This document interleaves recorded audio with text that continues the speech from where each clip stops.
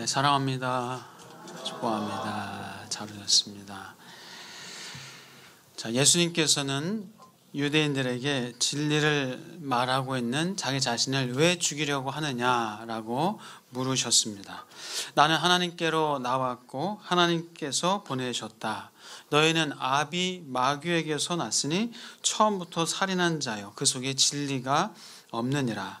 이는 마귀가 거짓말쟁이고 거짓의 아비이기 때문이다 라고 말씀하셨습니다.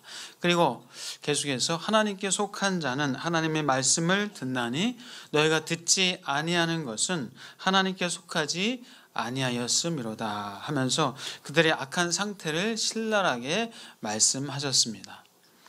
자, 그러자 유대인들은 네가 사마리아 사람이거나 혹은 귀신 들렸다 라고 하면서 예수님을 폄하하고 그렇게 무시했습니다. 예수님은 말씀하십니다. 나는 귀신 들린 것이 아니다. 나는 아버지를 공경하고 있는데 너희가 나를 무시하고 있다 하시면서 오늘 제목으로 함께 나누고 싶은 그 제목 말씀, 사람이 내 말을 지키면 영원히 죽음을 보지 아니하리라. 사람이 내 말을 지키면 영원히 죽음을 보지 아니하리라 라는 말씀을 하셨습니다. 유대인들은 그 말을 듣자마자 네가 귀신 들린 것이 맞도다. 아브라함과 선지자도 죽었는데 어떻게 사람이 네 말을 듣는다고 해서 네 말을 지킨다고 해서 영원히 죽음을 맛보지 아니하느냐? 네가 아브라함보다 크냐? 네가 선지자들보다 크냐? 하면서 유대인들이 그렇게 힐문합니다. 너는 너를 누구라 하느냐? 라고 예수님께 묻습니다. 그때 예수님께서는 말씀하셨습니다. 하나님께서는 내 아버지이시다. 너희는 하나님을 알지 못하지만 나는 아노라. 너희 조상 아브라함도 나의 때 볼 것을 즐거워하다가 보고 기뻐하였도다 하면서 당신이 하나님의 아들이시고 하나님이시고 아브라함보다 먼저 계신 분임을 말씀하셨습니다. 유대인들은 놀라면서 당혹스러워하면서 아직 50도 안 된 네가 어찌 아브라함을 보았느냐? 자, 아브라함은 그 당시에서 따져도 이미 2000년 전 사람입니다.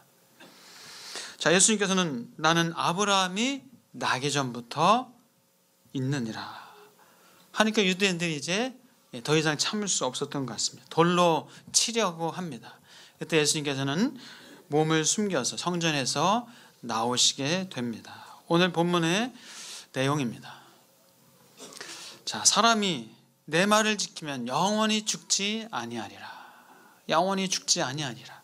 여러분, 사람은 누구나 죽습니다. 사람은 죽어요. 여러분, 여기 안 죽으실 분 계십니까? 죽고 싶지 않은 분은 계실지 몰라도 안 죽으실 분은 안 계세요. 다 누구나 이 땅에 사는 사람이라면, 아니 피조물은 다 죽습니다.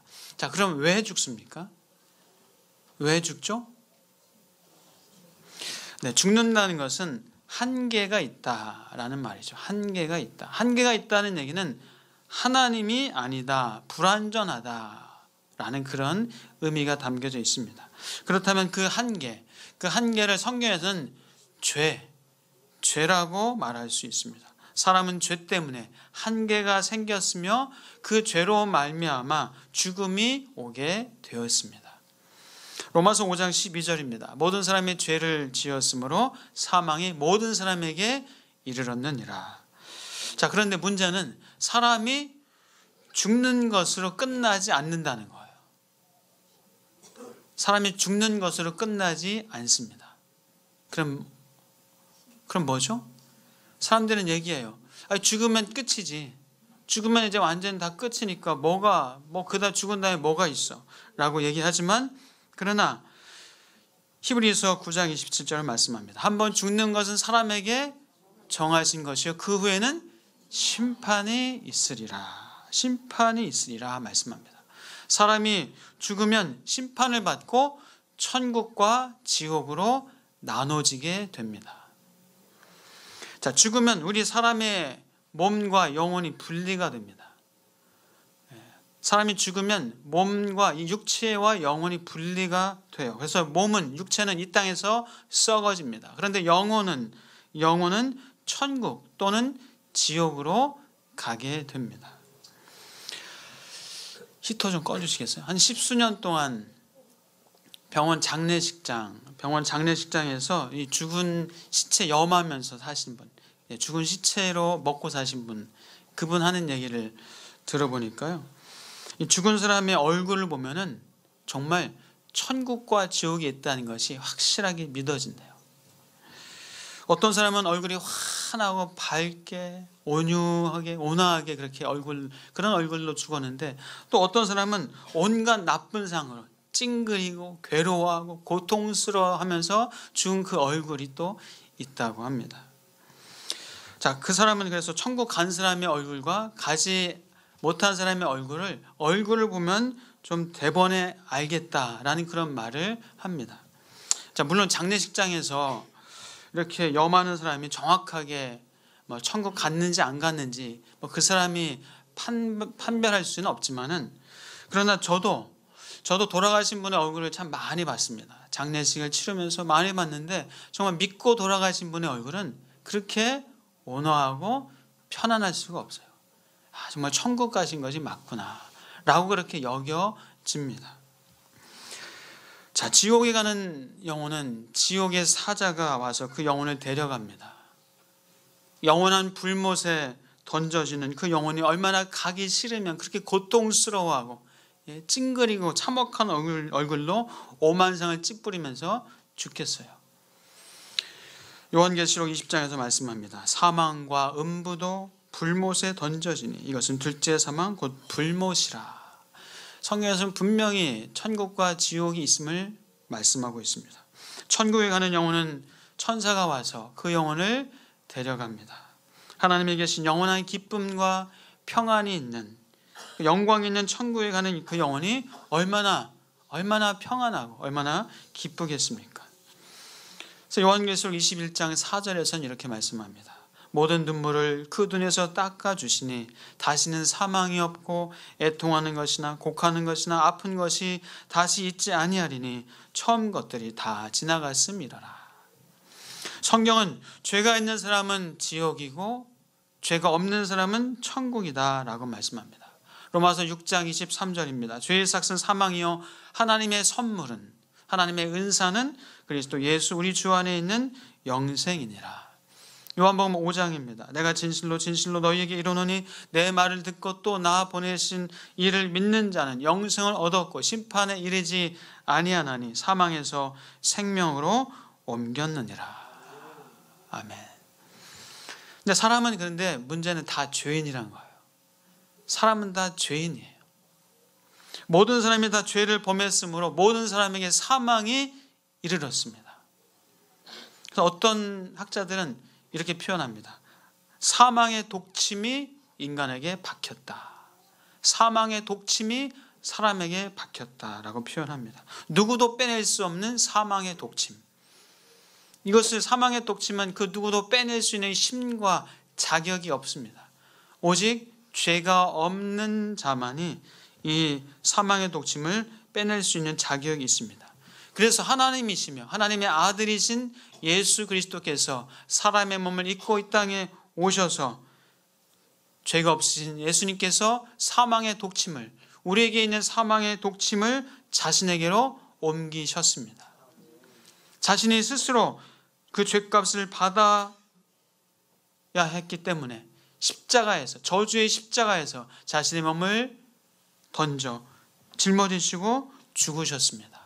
그 죽으심으로 말미암아 우리 모든 사람의 죄를 담당하셨습니다. 베드로전서 2장입니다. 친히 나무에 달려 그 몸으로 우리 죄를 담당하셨으니 이는 우리로 죄에 대하여 죽고 의에 대하여 살게 하려 하심이라. 그가 채찍에 맞음으로 너희는 나음을 얻었나니. 자, 놀라운 사실은 예수 그리스도가 나의 죄를 위해서 이 땅에 오시고 죽으시고 부활하셨다는 사실을 믿으면 영원한 생명을 얻는다는 겁니다. 믿으면 영원한 생명을 얻어요. 근데 많은 사람들은, 아니 믿는다고 어떻게 천국을 가? 그래도 뭔가 대가를 치러야지. 공짜가 어디 있어? 세상에 공짜가 어디 있어? 하면서 믿지 못하겠다는 거예요. 그러나 이미 하나님께서 공짜가 아니라 하나님의 아들이신 예수 그리스도를 죽이시는 엄청난 대가를 이미 치루어 주셨습니다. 그 진리를 믿지 않으면 멸망이요 사망이다. 성경에서는 말씀합니다. 죄의 삭은 사망이요 하나님의 선물. 하나님의 선물은 그리스도 예수 안에 있는 영생입니다. 우리 한번 고린도전서 15장 55절부터 같이 한번 읽어볼까요?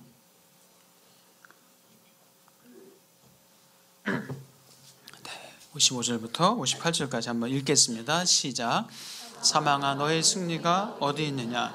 사망아 내가 쏘는 것이 어디 있느냐? 사망이 쏘는 것은 죄요 죄의 권능은 율법이라. 우리 주 예수 그리스도로 말미암아 우리에게 승리를 주시는 하나님께 감사하노니 그러므로 내 사랑하는 형제들아 견실하며 흔들리지 말고 항상 주의 일에 더욱 힘쓰는 자들이 되라. 이는 너희 수고가 주 안에서 헛되지 않은 줄 알미라. 아멘. 예수 그리스도로 말미암아 사망의 독침이 우리에게서 빼졌다는 사실 믿으실 축복합니다. 예수님께서 말씀하셨습니다. 나는 부활이요 생명이니 나를 믿는 자는 죽어도 살겠고 무릇 살아서 나를 믿는 자는 영원히 죽지 아니하리니 이것을 내가 믿느냐 말씀하셨습니다. 1993년에 사망하신 성철 스님이라고 계세요. 조계종 7대 종정을 역임하셨던 성철 스님, 많은 분들이 아실 텐데 이 성철 스님이 죽으면서 이런 말을 남겼습니다. 저도 그때 기억이 납니다. 어떤 얘기냐면요, 일생 동안 남녀의 무리를 속여서 하늘에 넘치는 죄업은 수미산을 지나친다. 산채로 무간지옥에 떨어져서 그 한이 만갈래나 되는지라. 둥근 한 수레바퀴가 불금을 내뿜으며 푸른 산에 걸렸도다. 산채로 무간지옥에 떨어지는 자신의 영혼의 고통스러움을 그렇게 표현했어요. 일생 동안 남녀 많은 무리를 속였다라고. 그래서 어떤 사람들은 이것은 비유다, 그냥 죽음의 고통을 표현한 그런 것이다 라고 하지만 글쎄요, 정말 죽음 앞에서 지옥에 떨어지는 그 영혼의 고통을 얘기하지 않았나라는 생각을 합니다. 근데 성경에서는 천국을 이렇게 아름답게 묘사하고 있습니다. 계시록 21장 1절부터 5절입니다. 요한계시록 21장 1절에서 5절요. 시작. 또 내가 새 하늘과 새 땅을 보니 처음 하늘과 처음 땅이 없어졌고 바다도 다시 있지 않더라. 또 내가 보매 거룩한 성 새 예루살렘이 하나님께로부터 하늘에서 내려오니 그 준비한 것이 신부가 남편을 위하여 단장한 것 같더라. 내가 들으니 보좌에서 큰 음성이 나서 이르되 보라, 하나님의 장막이 사람들과 함께 있음에 하나님이 그들과 함께 계시리니 그들은 하나님의 백성이 되고 하나님은 친히 그들과 함께 계셔서 모든 눈물을 그 눈에서 닦아주시니 다시는 사망이 없고 애통하는 것이나 곡하는 것이나 아픈 것이 다시 있지 아니하리니 처음 것들이 다 지나갔음이러라. 보좌에 앉으신 이가 이르시되 보라, 내가 만물을 새롭게 하노라 하시고 또 이르시되 이 말은 신실하고 참되니 거룩하라 하시고. 아멘. 성경에서는 분명히 천국과 지옥을 말씀하고 있습니다. 예수 그리스도를 믿을 때에 놀라운 눈물이 없고 눈물을 닦아주시고 사망이 없고 애통하는 것이나 곡하는 것이나 아픈 것이 없는 그 천국이 있음을 우리에게 일러주고 계십니다. 영접하는 자, 곧 그 이름을 믿는 자들에게는 하나님의 자녀가 되는 자격을, 권세를 주신다라고 말씀하십니다. 예수님께서는 분명히 확실하게 선언하셨어요. 나는 부활이요 생명이니 나를 믿는 자는 죽어도 살겠고 살아서 나를 믿는 자는 영원히 죽지 아니하리라. 예수님께서 부활하지 않으셨다면, 예수님이 부활하지 않으셨다면 우리에게도 부활은 없습니다.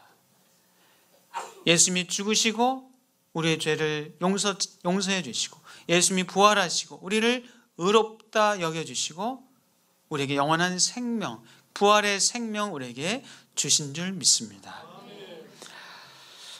자, 예수 그리스도께서 부활하지 않았다면은 그 당시 유대 지도자들이 예수의 시신을 들고 와서 여기 보라고, 여기 예수의 시신이 있지 않냐고 그렇게 떠들어댔을 겁니다.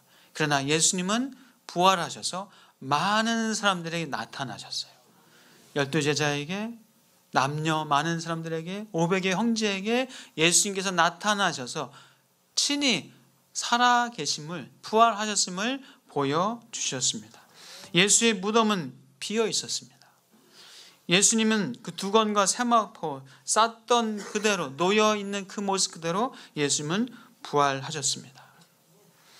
예수께서 부활하셔서 무덤에 계시지 않았고, 예수님께서는 무덤만 비우실 뿐 아니라 말씀드린 것처럼 많은 사람들에게 나타나셨습니다. 그래서 바울이 살아서 편지를 쓸 때에도, 글을 쓸 때에도 아직 예수를 본 자가 절반이나 살아있다라고 말하면서 그렇게 편지를 썼습니다. 그만큼 그 당시에 예수 그리스도의 부활을 본 사람들이 많다라는 얘기입니다. 그래서 이 하버드 대학교 유명한 법학 교수인 사이먼 그린리피는 이렇게 말했습니다. 그리스도의 부활은 어떤 사건보다 더 확실한 법정 증거로 증명되는 사건이다. 예, 법적인 증거가, 그 많은 사람이 있는 법적인 증거가 있는 사건이다라고 그렇게 얘기를 했습니다. 예일대 법대를 졸업하고 시카고 트리뷴에서 일했던 리 스트로벨이란 무신론자가 있었습니다. 그는 그 아내가 기독교에 빠졌다고 생각했습니다. 기독교에 빠진 아내를 건져내기 위해서 그는 그리스도가 허구라는 것을 증명하기 위해서 부활이 허구다라는 것을 증명하면 끝이다 생각해서 예수 그리스도의 부활은 허구다라는 것을 증명하려고 애를 썼습니다. 21개월 동안 추적을 했습니다. 예수 부활에 대한 역사적 증거가 사실이 아니라는 것을 알리기 위해서 그는 예수의 삶이나 가르침이나 기적, 또 죽음, 부활과 관련된 내용의 책을 읽고 또 32개국, 54개 도시, 9개 섬을 조사한 끝에 그는 오히려 예수 그리스도를 믿게 됐습니다. 그가 복음주의자로 거듭났습니다. 그래서 부활의 증거라는 책도 썼고, 얼마 전에 예수는 역사다라는 영화로도 제작되어 나온 그 리 스트로벨이라는 분이 있습니다. 닉슨 대통령의 법률 보좌관 찰스 콜스는 워터게이트 사건 때문에 예수 그리스도의 부활을 확신하게 되었다라고 고백을 했습니다. 이 사람이 닉슨 대통령의 참모로 워터게이트 사건에 함께 연루했었던 사람인데, 그는 감옥에 있으면서 이렇게 글을 썼습니다. 나는 부활이 사실이라는 것을 믿습니다. 워터게이트가 그것을 내게 증명해 주었습니다. 어떻게 해요? 12명이 예수님이 죽은 자들 가운데서 부활하신 것을 보았다고 증언했습니다. 그들은 그 진리를 40년 동안 한 번도 부인하지 않고 선포했습니다. 12명 각자는 두드려 맞고 고문당하고 돌팔매질 당하고 투옥되었습니다. 그것이 사실이 아니었다면 그들이 그것을 견뎌내지 못했을 것입니다. 워터게이트는 세계에서 권력이 가장 강력한 12명이 휘말려 든 사건입니다. 그들은 거짓말을 3주간 연속으로 유지할 수 없었습니다. 그런데 12사도가 거짓말을 40년 동안 계속했다고 하시는 겁니까? 그건 절대 불가능합니다. 예수님은 확실하게 부활하셨습니다. 그는 예수 그리스도를 그렇게 인격적으로 고백하고 믿게 됐습니다.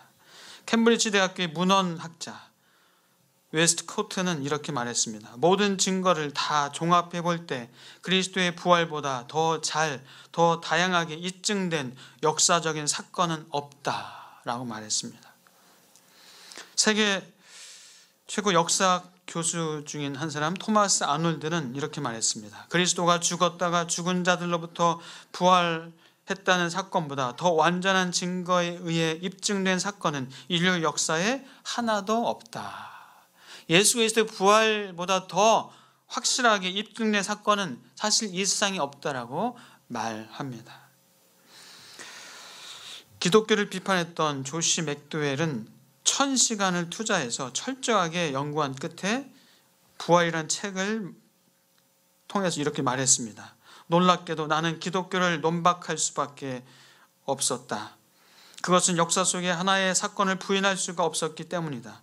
그것은 예수 그리스도의 부활 사건이다. 그래서 나는 신자가 되었다.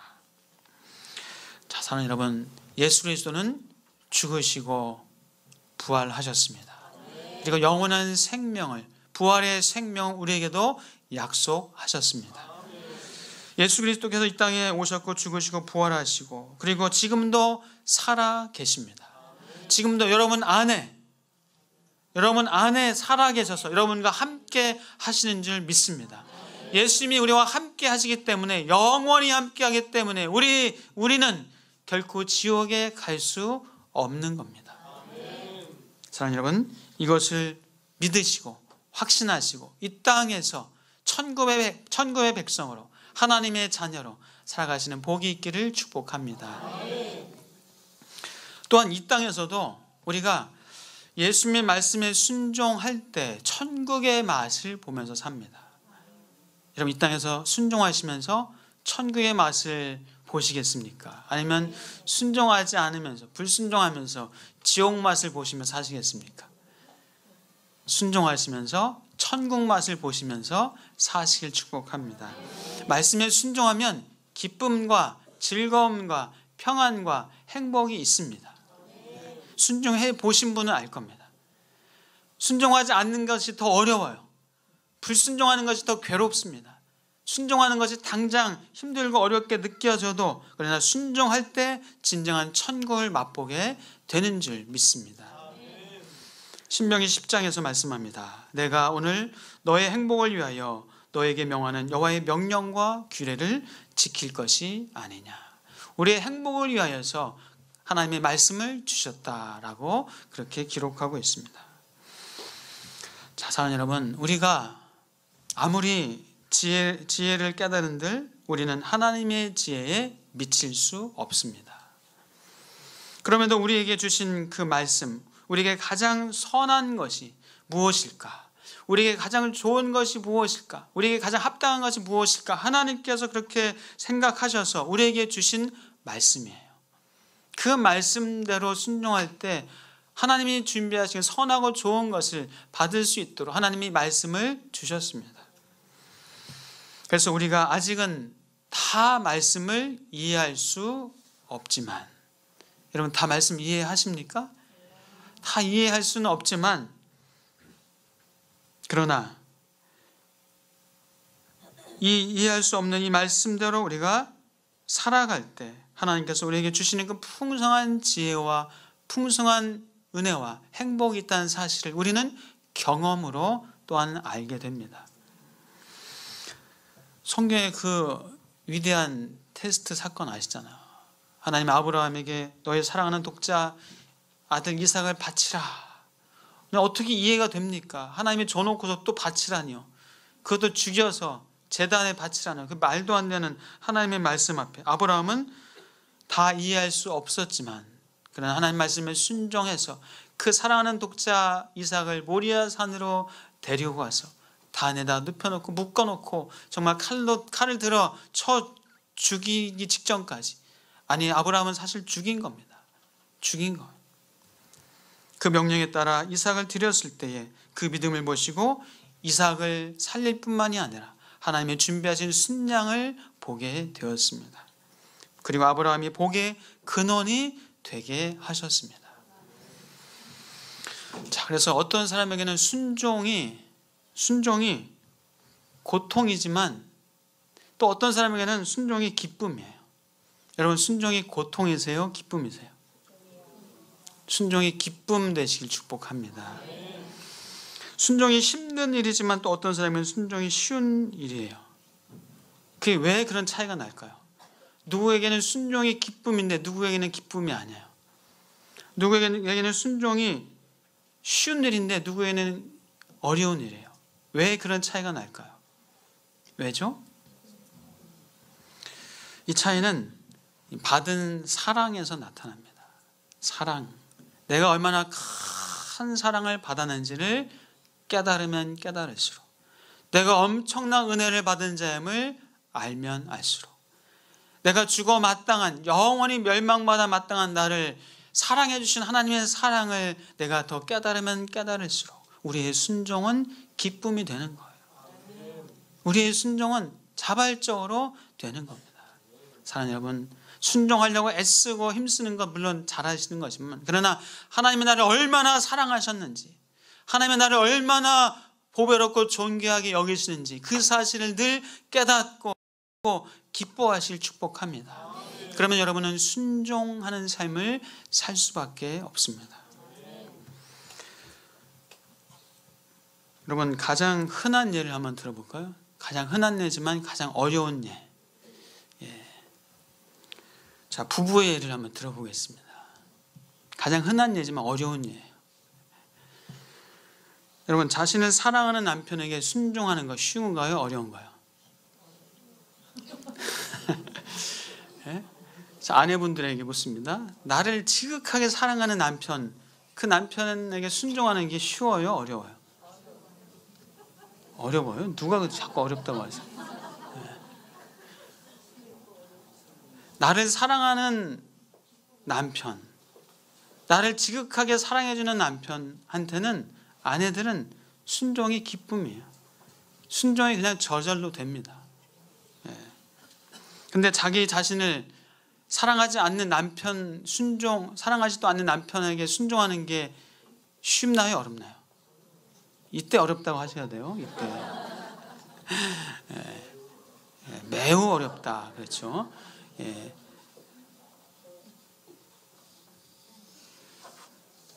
그래서 남편은 아내에게 순종하는 것이 기쁨이 되도록 도와줘야 합니다. 어떻게 도와줘요? 아내를 사랑해 주는 것. 아내를 사랑해 주는 것, 그것이 아내를 도와주는 것이고 결국 자기 자신을 돕는 거예요. 자기 자신에게 그 복이 오는 거예요. 예수님이 교회를 사랑하신 것처럼, 예수님이 나를 그렇게 사랑하셔서 자기의 몸을 복종하시고 십자가에서 죽으신 것처럼 아내를 사랑할 때, 그때 아내는 남편을 순종하게 돼 있어요. 근데 성경에서는 뭐라고 써 있냐면은 사랑해주는 남편에게만 순종해라 이렇게 써 있나요? 돈 잘 벌어오는 남편에게 순종해라 라고 써 있나요? 어떻게 써 있죠? 남편에게 순종해라. 전제 조건이 없어요. 사랑해주는 남편, 잘생긴 남편, 멋진 남편, 돈 잘 버는 남편에게 순종해라. 전제 조건이 없습니다. 남편에게 순종하라. 자, 자신을 사랑하지 않는 남편에게 순종하는 것처럼 정말 어려운 것이 뭐가 있겠어요? 어려워요. 고통스러운 일이에요. 괴로운 일이에요. 그럼에도 우리는 자신을 사랑하지 않는 남편에게도 순종할 수 있기를 축복합니다. 아멘이 잘 안 되시죠? 그 남편의 말이 하나님 안에서 남편에게 순종하시길 축복합니다. 왜냐하면 남편에게 순종하라는 것은 남편을 가정의 결정권자로 하나님이 세워주시고 그것이 하나님의 뜻이고 명령이기 때문입니다. 근데 여러분, 나를 사랑해주지도 않는 남편에게 순종하는 게 이게 맨정신으로 되나요? 제정신으로 되나요? 맨정신으로 안 돼요. 그래서 취해야 됩니다. 성령에 취해야 됩니다. 그래서 에베소서 말씀은 성령의 충만을 받으라 라는 말씀을 하시면서 남편과 아내에 대한 말씀을 하시는 거예요. 성령에 취해야 가능합니다. 성령에 취해야 나를 사랑하지도 않는 남편에게 순종할 수 있는 힘이 생기는 거예요. 성령에 취해야 나에게 순종하지 않는 아내를 사랑해 줄 수 있는 힘이 생기는 겁니다. 여러분 축복합니다. 성령에 취하시기를, 성령 충만하시기를 주의 이름으로 축복합니다. 그래서 아내를 사랑하지 않는 남편에게 그 아내가 순종함으로 아내를 사랑할 수 있는 남편이 되도록 도와주시길 바랍니다. 또 사랑하지 않는 남편이라 할지라도 남편에게 순종함으로, 그래서 남편이 아내를 사랑할 수 있도록 도와주시기를 또한 간곡히 부탁드립니다. 우리 성령 충만하시기를 주의 이름으로 축복합니다. 그래서 서로를 향해서 왜 순종하지 않느냐, 왜 사랑하지 않느냐라고 그렇게 비난하면서 싸우는 것 결코 유익이 없습니다. 순종이 먼저인지 사랑이 먼저인지 그것 가지고 논박하는 것, 그럴 필요 없습니다. 누구든지 먼저 하면 됩니다. 성령으로 충만한 자가 먼저 하시면 됩니다. 둘 다 성령 충만 안 하면 그 가정은 참 힘듭니다. 성령 충만하셔야 됩니다. 남편이 나를 사랑할 때까지, 아내가 나에게 순종할 때까지 성령 충만하면서 기다리시면서 여러분이 하실 바를 하시기를 축복합니다. 자, 여러분, 우리 말씀을 지키면요, 말씀을 지키면 이 땅에서 천국 맛을 보게 됩니다. 그러나 말씀을 지키지 않으면 이 땅에서 지옥 맛을 보면서 사는 경우가 참 많이 있습니다. 여러분, 말씀을 정리하겠습니다. 말씀을 지키면서 이 땅에서도 천국 맛을 사시면서 사실 축복합니다. 하나님의 말씀을 지키면서 생명과 기쁨과 영광과 영원한 생명을 가진 자로 이 땅에서도 살아가시면서 하나님의 자녀됨을, 주의 백성됨을 마음껏 누리시면서 사시기를 주의 이름으로 축복합니다. 기도하겠습니다. 하나님 감사합니다. 하나님, 우리의 힘으로 사랑할 수 없고 우리의 힘으로 순종할 수 없고 주의 말씀을 지키는 것이 너무나 어려울 때도 있습니다. 그러나 하나님의 나를 얼마나 사랑하셨는지, 내가 하나님께 받은 사랑과 은혜가 얼마나 큰지를 우리가 묵상하고 기억하게 하여 주옵소서. 그래서 우리 성령 충만함으로 넉넉하게 사랑하고 순종하며 넉넉하게 하나님의 백성의 아름답고 존귀한 천국 맛을 보는 우리의 삶이 되게 하여 주시옵소서. 예수 그리스도의 이름으로 기도하옵나이다.